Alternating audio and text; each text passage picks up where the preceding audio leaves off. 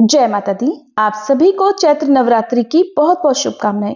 नवरात्रि के 9 दिन भक्त उपवास करते हैं। माता रानी के 9 अलग अलग रूपों की 9 दिन और 9 रात सुबह शाम पूजा करते हैं।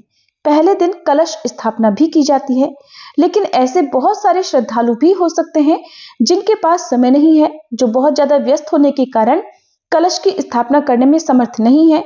कोई और समस्या हो या फिर जिनका व्रत रखने का मन तो हो, लेकिन किसी कारण से नवरात्रि के व्रत भी नहीं रख पा रहे होंगे, केवल पहला और आखिरी व्रत रखना चाहते हो, या फिर ऐसे भी श्रद्धालु हो सकते हैं जो किसी कारण से नवरात्रि के व्रत ही नहीं रख पा रहे हो। ऐसे में बिना व्रत रखे भी नवरात्रि की पूजा आप कैसे कर सकते हैं और इन 9 दिनों में आपको क्या क्या करना चाहिए कि आपको भी बिना व्रत किए ही व्रत का पुण्य प्राप्त हो सके। और नवरात्रि के दिनों में स्टूडेंट्स पूजा कैसे करेंगे, यदि व्रत रख रहे हैं तो पूजा कैसे कर सकते हैं सुबह शाम, व्रत रखने में समर्थ नहीं है, कलश की स्थापना आप नहीं कर रहे हैं तो आपको कैसे पूजा करनी चाहिए, ये सारी जानकारी आज की इस वीडियो में आपको मिलने वाली है, इसलिए वीडियो को पूरा ध्यान से जरूर देखिएगा। सबसे पहले तो अगर संभव हो तो अपने घर में एक छोटी सी चौकी जरूर स्थापित करें। उस पर भगवान गणेश जी और माँ दुर्गा की प्रतिमा या तस्वीर रखें। अगर चौकी की व्यवस्था नहीं हो पा रही हो या आपके घर में इस तरह से व्यवस्था नहीं है कि आप अलग से चौकी लगाकर पूजा करें, या कारण चाहे कोई भी हो, तो आप जिस भी मंदिर में अपने घर में रोज पूजा करते हैं वहां पर ही माँ की पूजा कर सकते हैं। माँ की तस्वीर हो या प्रतिमा हो, उनकी भी पूजा आप नवरात्रि के दिनों में बिना चौकी लगाए भी कर सकते हैं। इसी तरह से कलश की स्थापना करना चाहते हो, संभव हो तो कलश की स्थापना भी करें, नहीं तो आप मन में कलश का ध्यान करके फिर नवरात्रि के पहले दिन से पूजा शुरू कर सकते हैं। सबसे पहले पूजा की शुरुआत गणेश भगवान जी से करें। उन्हें फल फूल अर्पित करें, चंदन का तिलक लगाएं। माँ दुर्गा को लाल कुमकुम लाल चंदन का तिलक लगाएं, अक्षत अर्पित करें, पुष्प अर्पित करें, लाल चुनरी, श्रृंगार की सामग्री अर्पित करें। श्रृंगार की सामग्री में जो जो सामग्री आपके पास हो वो आप माँ को अर्पित करें। सच्चे मन से माँ की आराधना करें। माँ दुर्गा के प्रथम स्वरूप माँ शैलपुत्री की पूजा करें या माँ दुर्गा की पूजा करें। ओम दुंग दुर्गाय नमः, या माँ शैलपुत्री की पूजा करते समय ओम देवी शैलपुत्रे नमः, इस मंत्र का जाप तो आप कर ही सकते हैं, क्योंकि मंत्र अगर आपको बहुत सारे नहीं आते हैं तो केवल इसी एक मंत्र का भी जाप आप पूजा करते समय कर सकते हैं।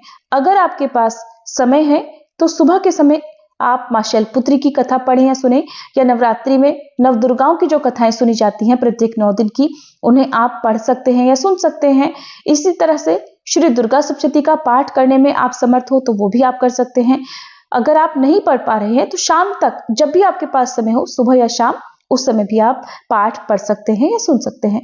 खुद से पढ़ने का समय नहीं है तो आप मोबाइल आदि के माध्यम से इन पाठों को सुन सकते हैं, जो कि हमारे चैनल पर भी आपको 9 दिन लगातार सुनाए जाएंगे। और अगर आप व्रत नहीं रख पा रहे हैं, पहला या आखिरी व्रत भी नहीं रख पा रहे हैं, तो एक काम आपको ध्यान में रखना है। इस बात का आप ध्यान रखें कि पूरे 9 दिन तक लहसुन प्याज का, किसी भी तामसिक चीज का जैसे अंडा मांस मछली आदि का आपको सेवन नहीं करना है। नाखून बाल नहीं काटने हैं, किसी से कटु वचन नहीं बोलने हैं, किसी का अपमान नहीं करना है। सुबह और शाम नियमित रूप से पूजा करें, चाहे पूजा 2 ही मिनट की हो। अगर समय हो तो दुर्गा चालीसा, दुर्गा सप्तशती या फिर माँ के मंत्रों का आप जाप सुबह और शाम कर सकते हैं। समय की कमी हो तो ये पूजा आप मोबाइल के माध्यम से भी कर सकते हैं, यानी कि मोबाइल के माध्यम से मंत्रों का जाप भी सुन सकते हैं, और कथा का पाठ हो या दुर्गा सप्तशती हो वो भी आप मोबाइल के माध्यम से कर सकते हैं। इतना समय तो आपको निकालना ही चाहिए अगर हो सके तो। सुबह का समय पूजा करने के लिए बहुत शुभ माना जाता है, लेकिन जिनके पास सुबह समय नहीं है वो शाम को भी पूजा कर सकते हैं। हर दिन माँ को फल, मिठाई, पान, सुपारी या जो भी सात्विक भोग आपके पास हो, सात्विक जो भी सामग्री हो, वो आप माँ को जरूर अर्पित करें। और अंत में आरती करें, और सबसे अंत में माँ से अपनी परिस्थितियों के लिए सच्चे मन से क्षमा याचना जरूर कर लें। अब बात कर लेते हैं व्रत रखने वालों की, क्योंकि जो लोग व्रत रखने में समर्थ नहीं है वो तो बिल्कुल साधारण विधि से सुबह शाम पूजा करते रहें जैसे आप प्रत्येक दिन करते हैं। खुद के घर में पूजा करना संभव नहीं हो तो आसपास के मंदिर में जाकर भी माता रानी के दर्शन आप कर सकते हैं, वहां पर धूप दीप जलाकर केवल हाथ जोड़ सकते हैं। अब जो लोग व्रत रखना चाहते हैं तो देखिए, कुछ भक्त तो ऐसे होते हैं जो 9 दिन पूरे व्रत रखते हैं और फिर अपनी मान्यताओं के अनुसार अष्टमी या फिर नवमी को कन्या पूजन करके व्रत का पालना करते हैं। लेकिन कुछ भक्त ऐसे होते हैं जो पूरे व्रत रखने में समर्थ नहीं है, तो आप केवल पहला और आखिरी व्रत रखना चाहते हैं तो पहले दिन संकल्प ले लें, फिर बीच के दिनों में उपवास न रखते हुए भी, यानी कि बीच के दिनों में आपने व्रत तो नहीं रखे हैं, लेकिन फिर भी सुबह और शाम नियमित रूप से पूजा करते रहें। सप्तशती का पाठ यदि आपने प्रारंभ किया है तो पूरे 9 दिन आपको पाठ नियम से सुनना या पढ़ना चाहिए। और आपके यहाँ पर जब भी कन्या पूजन होता हो, क्योंकि कुछ लोग अष्टमी को कन्या पूजन करके और उसके बाद व्रत खोलते हैं, कुछ लोग नवमी के दिन करते हैं, तो अगर आपके यहाँ पर अष्टमी को कन्या पूजन होता है तो सप्तमी का व्रत रखें और अष्टमी के दिन आप कन्या पूजन कर लें। उससे पहले हवन कर लें, कन्या पूजन करें, फिर प्रसाद ग्रहण करके आप व्रत का पारण कर लें। क्योंकि देखिए कुछ लोग तो ऐसे होते हैं जो चाहे अष्टमी को कन्या पूजन हो या नवमी को कन्या पूजन होता हो, व्रत का पारणा वे दशमी तिथि को ही करते हैं, यानी कि कन्या पूजन कराने के बाद भी वे अन्न ग्रहण नहीं करते हैं। तो ये अपनी अपनी श्रद्धा है। तो जो लोग व्रत नहीं भी रख पा रहे हैं वे भी अष्टमी या नवमी के दिन अपने घर की जो परंपरा चली आ रही है उसके अनुसार कन्या पूजन कर सकते हैं। अगर 5, 7 या 9 कन्याओं को भी भोजन कराना संभव ना हो तो कम से कम एक जरूरतमंद कन्या को, जो कि 2 से 7 वर्ष के बीच में हो, उस कन्या का आप पूजन करके उस कन्या को फल, मिठाई, वस्त्र या फिर उनके काम में आने वाली कोई सामग्री जरूर भेंट करें। यह अत्यंत पुण्यदायी माना जाता है।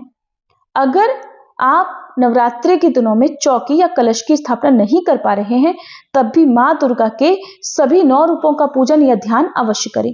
जैसे कि पहले दिन मां शैलपुत्री के मंत्रों का जाप करें, दूसरे दिन मां ब्रह्मचारिणी, तीसरे दिन मां चंद्रघंटा, चौथे दिन मां कूष्मांडा, 5वें दिन मां स्कंद माता, छठे दिन मां कात्यायनी, 7वें दिन मां कालरात्रि, 8वें दिन मां महागौरी और 9वें दिन मां सिद्धिदात्री। अगर अष्टमी को कन्या पूजन कर भी लिया है तब भी आपको मां सिद्धिदात्री की, यानी जो 9 दुर्गाओं में 9वीं दुर्गा होती है मां, उनका आपको पूजन करना है।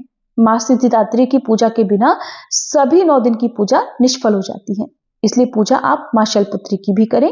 कन्या पूजन एक ही दिन करना होता है, चाहे वो अष्टमी को हो या फिर नवमी को हो। गर्भवती महिलाएं या वो महिलाएं जो इस बार किसी कारण से व्रत रखने में असमर्थ हैं, वे भी सुबह और शाम मां की पूजा, भोग और कथा श्रवण करके मां की कृपा प्राप्त कर सकती हैं। कहा तो यही जाता है कि जिन्होंने अपने जीवन में नवरात्रि के व्रत प्रारंभ किए हैं उन्हें व्रत तोड़ने नहीं चाहिए, लेकिन कभी कभी स्थितियां ऐसी होती हैं कि पूरे व्रत नहीं रख पा रहे हैं।